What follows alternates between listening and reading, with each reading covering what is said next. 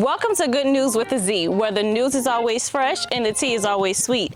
I'm your host, Dani B, and today we're here with artist, curator, worship leader, and true connector of people, Antoine, also known as ANTWIGADEE. Everybody give it up. What's up? Woo! Well, Antoine, thank you so much for joining me today. Thank you for having me. How are you feeling? I'm feeling great. You know, as we say, heal, healthy, whole, and strong. Blessed that you got it going on. There you go. Okay, see, we're already on the same page. Okay. All right. So for people who don't know you, tell the people a little bit about yourself. Well, like you said, my name is Antoine Barrier, born and raised in New Orleans, specifically the East. 29 years old. I've been around music my whole life. I've been dancing my whole life. Raised in the church. That's a big influence on everything that I do. What else? Always been an active kid, so that checks out for performances and stuff like that. What else? I love apples as a snack. You know? That's interesting. Okay. Yeah.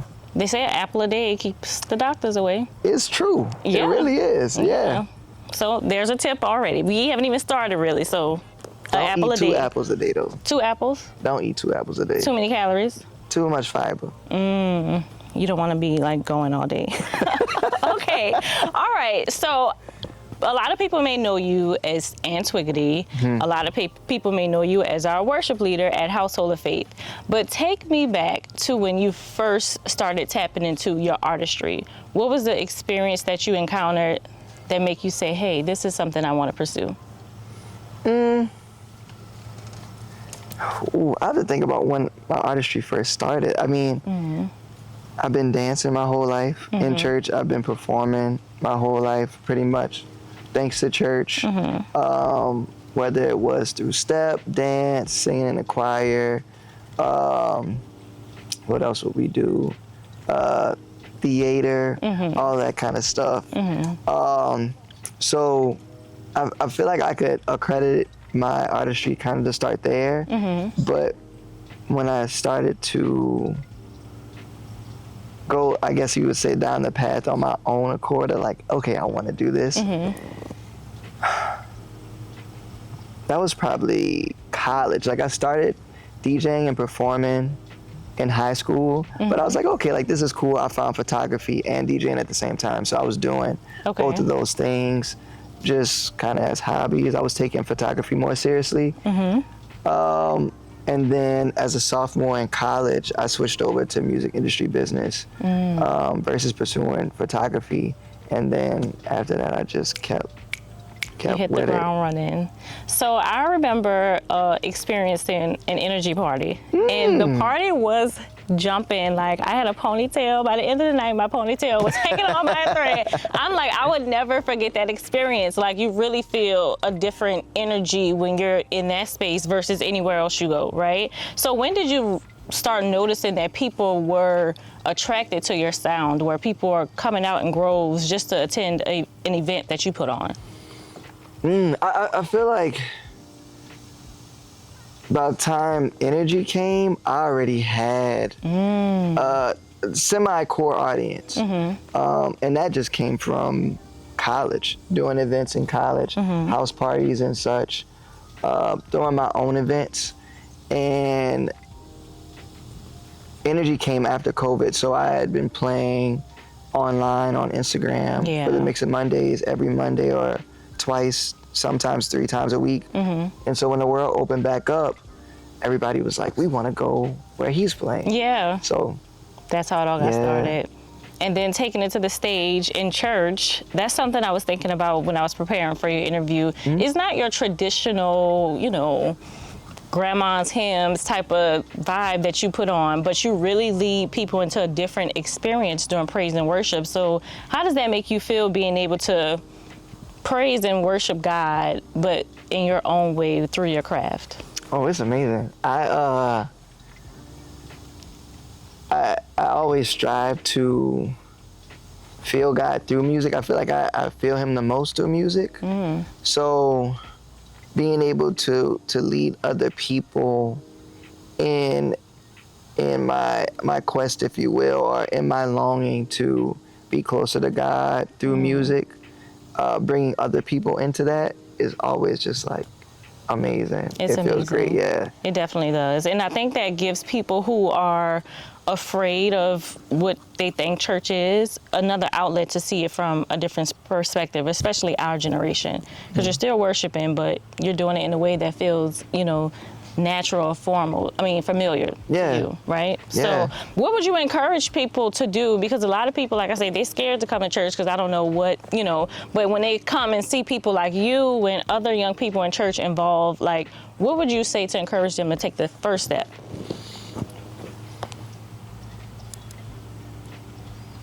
I would say first you would have to want to have your own relationship with God. And want, like I said, want to form that relationship first. Because I could tell somebody, hey, like, come to church. Right. And if they're not really trying to be open or formulate that connection with God, like they might just, shy away or push it off.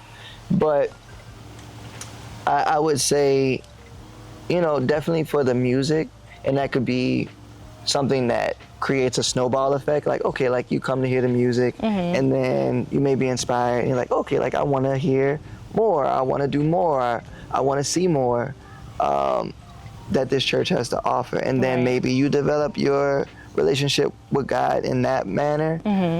It could even be something like we're starting to do the donuts on Sundays. Like, hey, like, come get some donuts, and then they're like, oh, like I might want to stay for church. Exactly. So I would say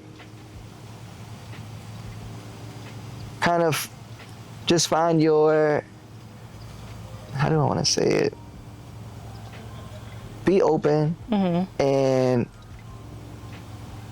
don't push it away because it may seem, quote unquote, old school, right? Like an old school thing to do, And speaking of having your own relationship with God, I know for me, like, we grew up in the church, so that was the natural thing to do, church on Sundays, Bible studies, whatever you pray, right? But I feel like I had a different encounter, or I started to take my relationship or a relationship with God more serious when I felt like I needed something for myself. And it's like, okay, I go to church, but I still don't feel like I have a personal, like, we're sitting here talking, and I didn't feel that until I really needed, like, I had to feel a space in my life, right? So do you have a moment like that where you were like, I grew up in a church. My parents are the leaders of the church, so I know this is what I'm supposed to do, but was there a pivotal moment in your life where you're like, no, God, it's me and you. Like, I need you on a deeper level now? Yeah, I feel like it slowly started to happen when I was in college, because I was still going to church every Sunday, but obviously not living in my parents' home, so it was like I'm going there on my own accord, but I feel like still in that time it was sort of routine versus like, okay, I'm praying for something, like I need something, or I'm trying to develop this relationship with God on my own. But I think as I started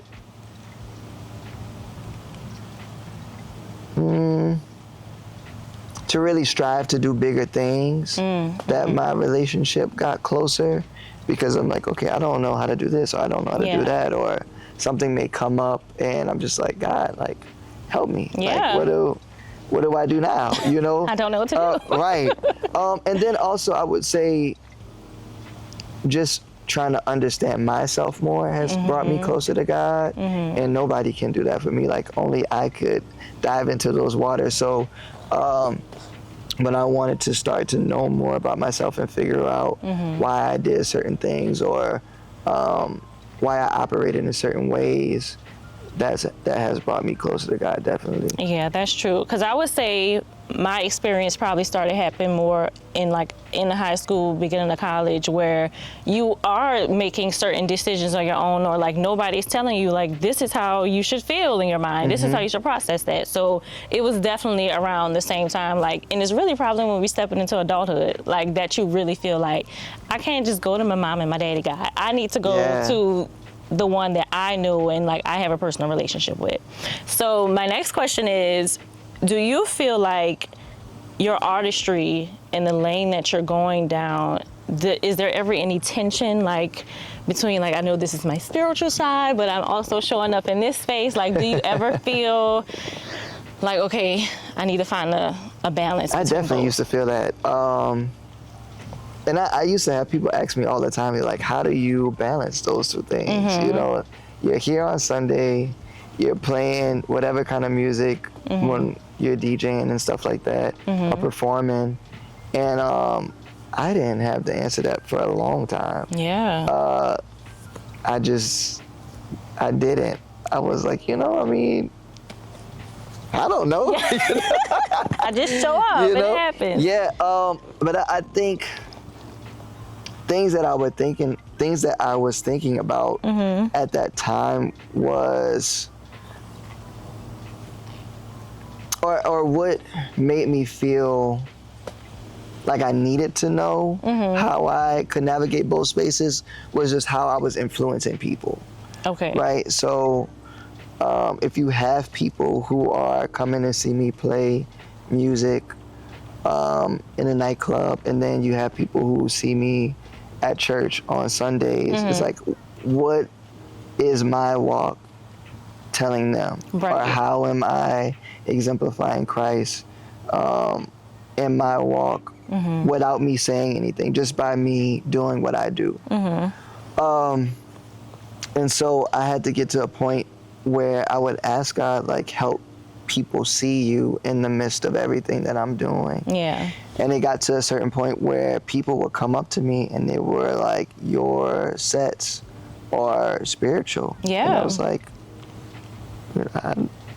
I don't feel like I'm doing anything different, but I've had multiple people come and tell me that. And I've also felt the Spirit of God when I'm playing at certain moments in my career. And when I felt that, I'm like, okay, I'm doing the right thing. So let's pause there. When you say you felt the Spirit of God, what did you actually feel come over you? Like, if you could describe the feeling for people who may want to know, like, oh, maybe, is that what I'm feeling? What was the feeling, if you could put it into words? Yeah, for me, I'm going to try to give a situation that everybody could probably relate to, and then bring it back. Right. So, when either you're at a concert or you're listening to music, and there's this moment of just like, man, like, this is crazy. Like, the lights are doing a whole bunch of stuff, the person's singing, the music is amazing, and you just feel this sense of euphoria, or just being, I don't want to say overwhelmed, but like overwhelmed in a good way of just everything that's going on. It's kind of like that for me. And that's why I say I connect to God most through music, because whenever I hear music, I forgot the term for it. I'm gonna look it up. But I actually get goosebumps when I listen to music, or even like shiver a little bit. Oh, wow. Because I feel it. Yeah. But it's like that, but kind of more intense. Yeah. When I feel God through music or through my sets, and it's something that you just kind of feel in the atmosphere too. Yeah. When you go out and something's like bad in the atmosphere, like there's something weird, you can kind of feel that. You're definitely like, can feel it. Like, I'm ready to go. I don't need to be here. Yeah. But in the same way, it's like that where it's on the good side. Exactly. And everybody could feel that something else is in the atmosphere at that moment in time. Yeah, definitely. That's what I was saying earlier when I experienced the first energy party. Like, it was legit fun because, you know, you can go to clubs and people in New Orleans, they just be standing there. Like, why are we standing up and just looking at each other in the club? So I don't really be liking to do that. But your experience, it was fun. Like, me and my friends had a good time. Like, everybody danced the night away, you know? So I can definitely vouch for the energy that you feel when, you know, you're in your sets. Yeah. So you're definitely curating a space for people to enjoy, fellowship, and really have a good, safe time. Thank you. That's what I enjoy about it. All right, so like you said, you started off in college and doing like sets, and people started following you from there. Yeah. But the first energy event I went to, it wasn't like this one that you just recently had in December. So tell me how you went from just that to now you're curating like almost Met Gala type experience for people. That's on a different level. Remind me which one you went to so I know where you started. It was at, what is the museum? Is it the Ogden Museum? Yes. I think it was the Ogden It was in the Museum. library of the Ogden. Yeah, I think so that was like when was that? That might have been It has to be like November. 22, 21, maybe something like that. Yeah, around like Bayou Classic time, I think. It was November, yep. Yeah, I do remember that one. Okay, so yeah. How did I go from that to that?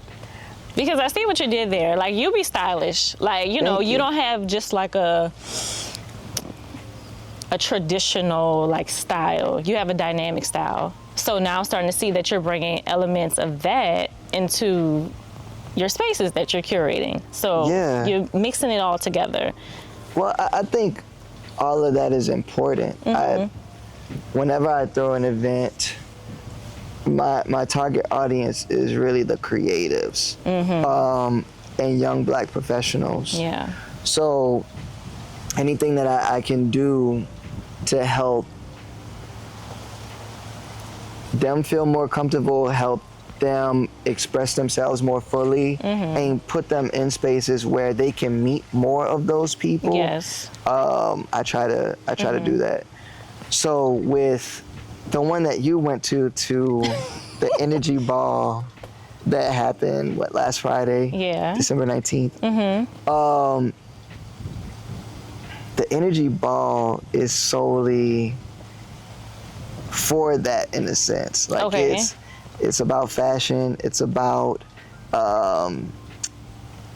promoting New Orleans culture. It's about music. Yeah. Obviously, you know, that's what I do. But tying all of those things together so that people from around the world one day will come to experience it. But with that, the people who live in this city will be able to meet all of those people Exactly. from elsewhere, and then they'll network, and then they can get opportunities outside of the city. Yeah. While still living in the city. You know.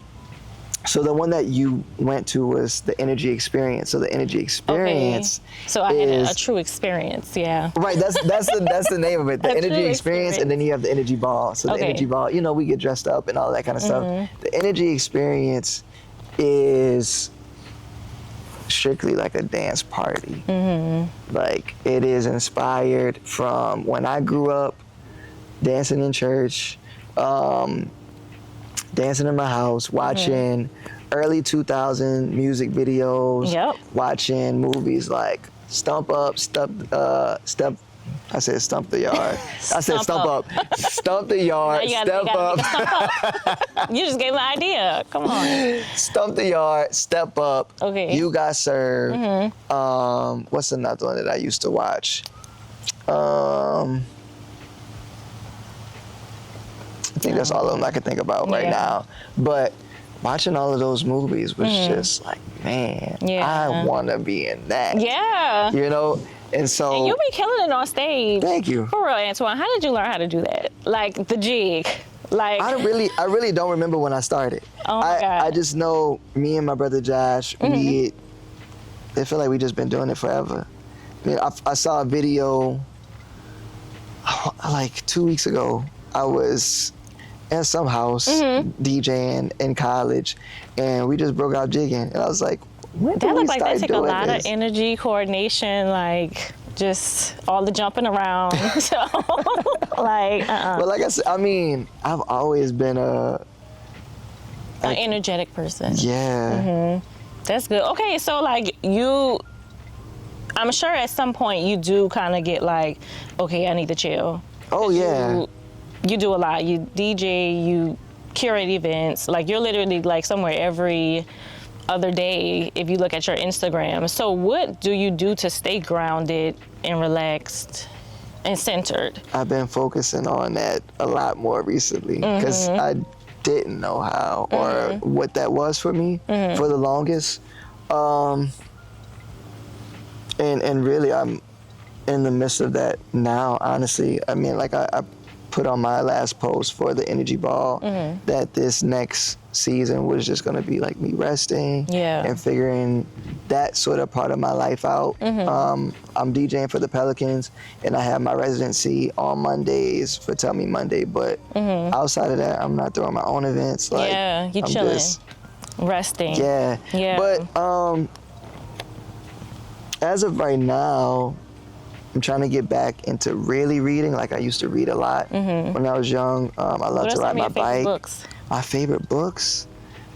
I've been reading a lot of self-help books. Okay, that's good. Always work on yourself. So Yeah, I've been reading a lot of those lately. I really like Will by Will Smith. Okay. Really, really good book. I really like The Will to Change by Bell Hooks. That's like a really, really good one. I recommend like everybody reading that book. I just read, what is the name of it? Dr. Joel Tutman. What's his book? You remember? Is that the one he was promoting in church? Yes. Joel Tutman. He came out with a book recently. I don't remember the name of it right now, but that was a really good book. Okay.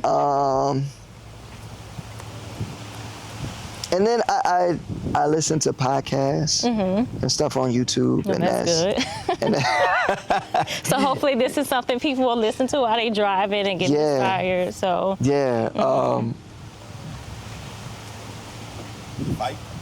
The Fight to Find Yourself. That sounds like a good one. Yes, by Dr. Joel Tutman. Oh, that's what it is. Yourself. Okay. Yeah. So I have read those more recently.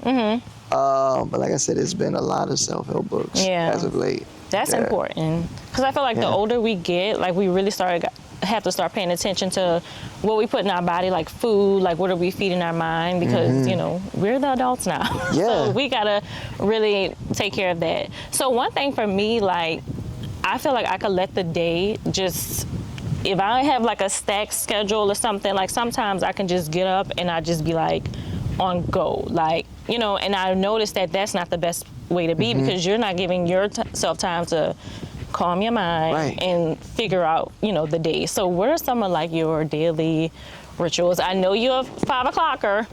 Be on that prayer line. I'm not a 5 o'clocker. I'm gonna be honest. Now come on. That 5 o'clock is difficult. Well, because this is the thing. To be a 5 o'clocker, you know, if I'm asleep, I need to get up, just stand up. I can't answer the phone and just be in my bed because I'm gonna wake back up at 7 and be like, man. Sorry, Pastor, but sometimes I do be like, and like, oh my God, like, and then that 5 o'clock different. Well, what about the 6 o'clock? I'm running on with the 6 o'clock. Okay. But like I said, I'm getting into my routines too. So I just, for this past, the Energy Ball was on 19th. So from November 19th to December 19th, I was fasting. And in that fast, I set a routine, like a morning routine. Because just like you said, I could easily get up and go straight to work. Like, brush my teeth, boom, I'm on the computer. Especially if you're working from home. Yeah. So during that time, I wanted to make sure that I did a cold rinse I got off of all social media. So like I had certain time periods where I would work because I still had to promote the event and stuff like that, but I wasn't on it leisurely. So I made sure that I wasn't on social media first thing in the morning. Then I played my Wordle because I love Wordle. Do you know what Wordle is? What is that? Wordle. What is Wordle? Wordle is a game where you figure out the word of the day. So it's 5 letters. Okay. In this puzzle, you got 6 tries to get the word. Okay. There's no clues or nothing, so you just type in a word, and then you keep guessing. Yeah. Yeah. That sounds interesting. But I love words. Like I'm really a word guru. Like I love learning about new words and learning just in general. But so that was a part of it. I did my Wordle. I would say my declarations and pray and then listen. Those were the things that I was doing for this past month, and it's something that I definitely want to continue doing. But it helped me a lot with just slowing down, because I had this feeling that if I didn't get to it right away, then I would never get to it, or like whatever. But I realized not being structured to say, okay, I'm gonna take this time to do work, also worked against me, because then you could waste the day like thinking that you're doing something. That's a whole other thing though. It is a whole nother thing. But you said something really interesting that most people probably don't do. After you pray, listen. Because we're communicating with him verbally, but like we have to get quiet to hear from him. So that's very important. And another thing that you touched on, and I was going to have this in a separate conversation, but fasting, right? Yeah. So what is your view on fasting? Because I feel like now on social media, like people talk about fasting for physical things, like, you know, digestive health and all that type of stuff. But spiritually for you, what outcome are you looking for when you fast, or what have been the results of fasting for you? Clarity. That's been my ask as of late. Just clarity. I think spiritually, that's one of like the best things, at least for me, that I could ask for. Because a lot of times, you know, we will ask God for things or an understanding, and maybe we don't hear anything, or maybe we don't recognize the thing. So I'm like, okay, God, for that clarity, and then also allowing me to hear your voice clearly and know that I'm hearing it. So that's the one. That's the one. Okay, so what's something that you would want people to say about your artistry when you're not in the room?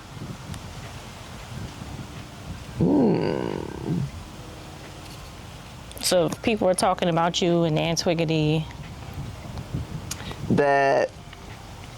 And it's funny that you asked that, because I was talking to Nigel, that was the WWL reporter who interviewed me, and she had kind of asked a similar question on the tip of like, what do I want people to take away, or like what do I want them to feel when they leave my sets? And I feel like they're kind of in the same ballpark. But I would want people to say that they were able to feel the Spirit of God. Yes. You know, whenever they heard me play.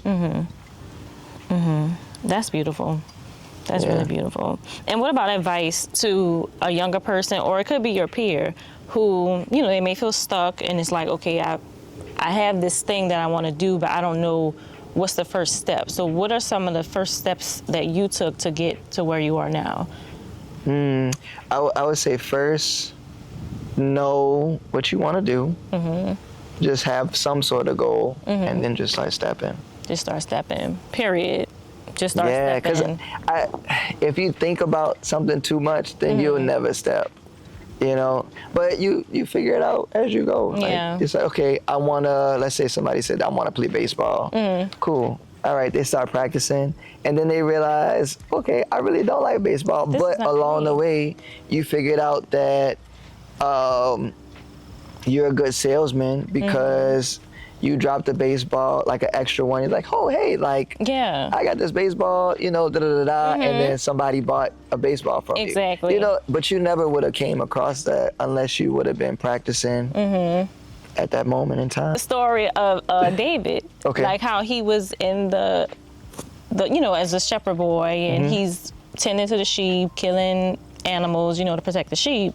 But when he went to fight Goliath, he probably was like, you know, my brothers are out there. I don't know what I'm doing. I don't know why I'm, you know, but the thing that he was doing that he probably didn't even know was the thing that everybody remember him for now. Like, you were skilled for your, like, Goliath moment, you know what I'm saying? So I feel like that's a similar story. You got to try, or whatever you're doing is going to be relevant to, you know, where you're supposed to be. So, you know, all right. And another question, because I'm sure that people that know you, like, that's the thing on the table, like being a preacher's kid. Like, they probably think that you are one way, but as they can see, like, you have a whole different side to, you know, outside of that. So what is one of the biggest misconceptions that people have about preacher's kids? I feel like that's not a fair question, Danielle. Why? Because I feel like a kid is a kid, right? So there could be misconceptions about, let's say, black kids or like white kids, in the sense of, you may think that black kids are more well-mannered because historically we get whippings, versus white kids, they don't get whippings. So you probably see them screaming and hollering and talking all in back to public, their parents. But that would be unfair to say all white kids talk back to their parents. So that's why I say it's kind of a unfair question, because we're all just kids at the time.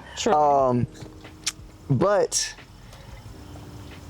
but in that frame of mind, I don't know what I would say the misconception is. Okay, well, let's restate this question then. I mean, reframe this question. Okay. So what is one of the biggest, what's the word?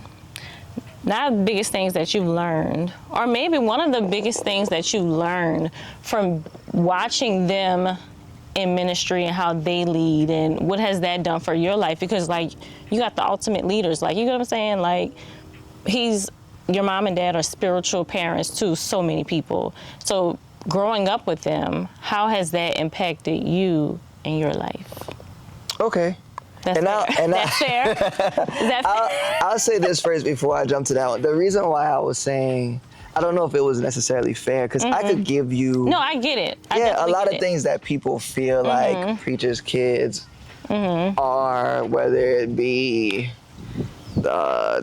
wild or whatever you have it, but that doesn't really apply to me. So it's just like... You can't really answer that. Yeah, okay, you know, I get it. So watching my parents growing up has definitely influenced me a lot, just with work ethic, with how to treat people, you know, and I'm still trying to get like my dad, like, he remembers all the people's names and stuff like that. Like, that's a different level. You know, or even how just my mom conducts business is very inspiring. So seeing all of those things growing up has allowed me to be in different positions that other people might have struggled in, but because I had those role models, it's been definitely easy. And one thing I will say, like, seeing you and your sisters in the ministry, like, you know, we've been going to household since 2009. So we were really, like, all kind of, like, you know, navigating high school, college. But seeing y'all's journey, like, y'all didn't just stop. Like, y'all were always active in the ministry. And then when you look at, like, your life outside of church, you're like, okay, I'm seeing some momentum. So that, I know it inspires me. Like, you know, I'm in the media ministry now, but I feel like it's inspiring to other people to say, like, they're active in the ministry, and then you see how that translates to their own life. So it's like y'all doing something right. So definitely kudos to you for that. So, appreciate all right. it. Well, I feel very good about this interview. I always wrap up my interviews with one question for my guests. So I think it's this camera. So cool. I'm going to ask you, what is your good news for today? And then whatever you feel in your heart, you say that to the camera. What is my good news for today? It could be something about yourself, because you carry the good news.